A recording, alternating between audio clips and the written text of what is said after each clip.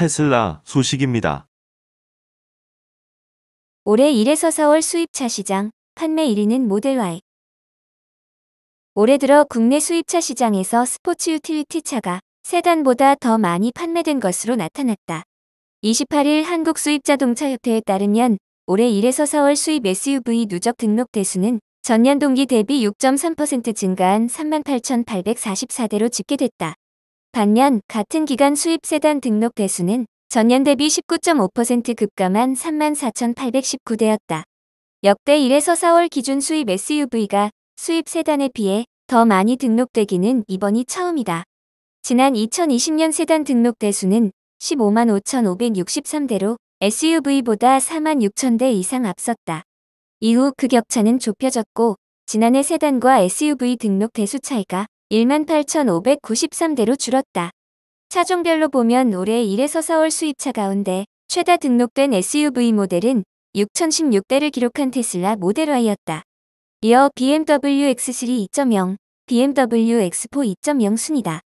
지난해 같은 기간 수입 SUV 1에서 3위 모델은 BMW X4 2.0, BMW X3 2.0, 모델 Y 순이다.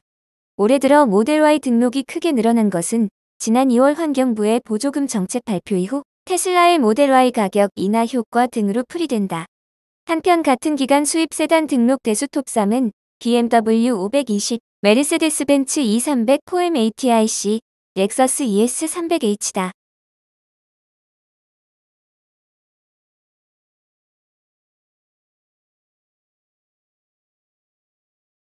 애플 소식입니다. 생성형 AI 적용한 새 서비스 6월 공개. 애플이 6월 10일 세계 개발자 대회에서 발표할 인공지능 기술에 새로운 이모티콘 서비스가 포함된 것으로 알려졌다. 또 이날 오픈 AI와의 계약 사실을 발표하고 챗 GPT를 시리와는 별개의 챗봇으로 iOS에 통합하는 발표도 내놓을 것으로 예측됐다. 블룸버그는 26일 애플이 WWDC에서 발표할 실용적인 AI 도구 몇 가지를 소개했다. 이에 따르면 애플은 사용자가 주고받는 문자 메시지를 기반으로 즉석에서 맞춤형 이모티콘을 생성하는 AI 서비스를 개발하고 있다.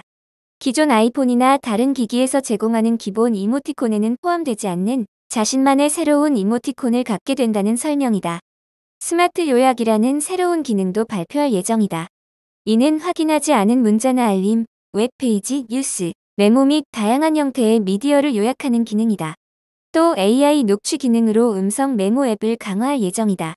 이는 인터뷰나 수업 녹음에 유용할 수 있다고 소개했다. 이외에도 사파리나 사진, 메모와 같은 중요 앱에 통합할 AI 도구 세트, 프로젝트 가레이메터를 포함한 다양한 AI 기능을 발표할 예정이다. 이들은 대부분 온디바이스 AI로 작동한다. 블룸버그는 시리 업그레이드에 대해서도 소개했다. 이에 따르면 시리는 챗GPT와 통합되거나 또는 챗GPT처럼 다양한 질문에 답변하는 것이 아니다. 대신 타이머 설정이나 문서 요약 등과 같은 작업을 더 잘 처리하는데 초점을 맞추고 자체 개발한 모델 AJAX의 생성 AI 기능을 장착한다. 또 애플워치에 시리를 탑재하기 위해 특별히 소형화된 모델도 준비 중인 것으로 알려졌다. 이미 알려진 대로 애플이 WWDC에서 오픈 AI와의 계약을 발표, 챗GPT를 iOS에 통합할 것으로 보인다고 설명했다. 이는 단순한 앱 출시와는 다른 개념으로 자세한 설명은 없다. 한편 비즈니스 인사이더에 따르면 애플은 최근 발생한 오픈 AI의 스칼렛 요한슨 목소리 도용 의혹과 구글의 AI 계열, 검색 오류 논란 등으로 인해 AI 챗봇 채택에 반대하는 내부 목소리도 있는 것으로 알려졌다. 이 때문에 이번에 발표하는 iOS 18은 베타 또는 프리뷰로 출시될 수 있다고 전해졌다.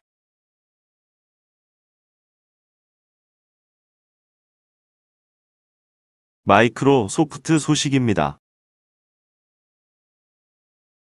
엑셀용 코파일럿 기능 강화. 6월 새 기능 공개.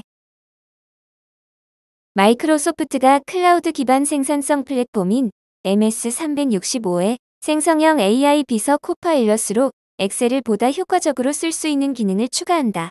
MS365 로드맵 사이트에 따르면 데스크톱, 웹, 맥, iOS 엑셀 버전에는 6월 코파일럿 챗 헬퍼 기능이 추가된다.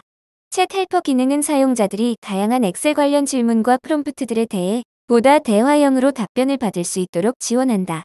코파일럿은 복사하여 사용할 수 있는 수식 등 사용자가 작업을 완료하도록 지원하고 수식 오류 설명 및 추가 안내와 함께 수정된 수식도 제공한다. 코파일럿은 사용자 질문과 요청사항을 보다 자연스러운 방식으로 이해하고 사용자가 필요로 하는 것들을 쉽게 얻을 수 있도록 해준다. 마이크로소프트는 MS365 코파일럿을 지난해 말 공식 출시했다. MS365 코파일럿은 그동안 엑셀이나 파워포인트보다는 커뮤니케이션 툴인 팀즈와 워드에서 활용할 수 있는 기능이 많이 부각됐다.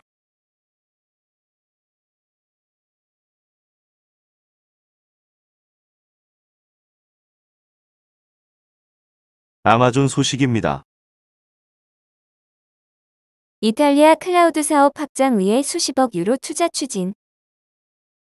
아마존의 클라우드 컴퓨팅 부문인 아마존 웹 서비스가 이탈리아 클라우드 서비스 강화를 위해 수십억 유로를 투자하는 방안을 이탈리아 정부와 논의 중이다.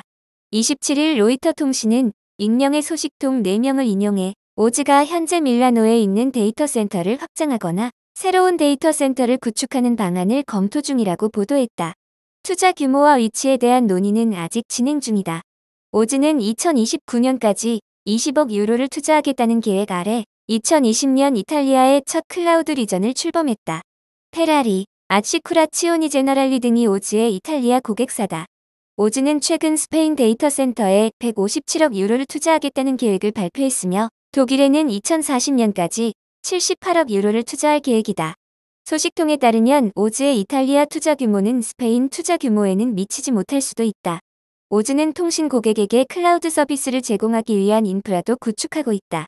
이달 초 텔레포니카 도이칠란트는 100만 명의 고객을 오즈 클라우드로 이전할 계획이라고 발표했다. 지난해 오즈는 유럽연합 내 서버에 데이터를 저장하겠다는 계획을 발표했다. 이는 규제가 엄격한 산업 분야의 정보 및 고객의 데이터 프라이버시를 보호하기 위한 조치다. 애널리스트와 경영진은 인공지능에 대한 관심이 2,700억 달러 규모의 클라우드 인프라 시장의 성장 반등을 이끌고 있다고 분석했다. 많은 대기업 고객들이 작년에 잠시 주춤했던 클라우드 컴퓨팅에 다시 지출을 시작했다는 것이다. 알파벳은 2020년 이탈리아 최대 은행인 인테사 상파올로에 10억 유로를 투자해 인테사 상파올로가 의존하는 2개의 클라우드 리전을 구축했다. 마이크로소프트도 1년 전 15억 달러 투자 계획의 일환으로 이탈리아의 첫 클라우드 리전을 출시한다고 발표했다.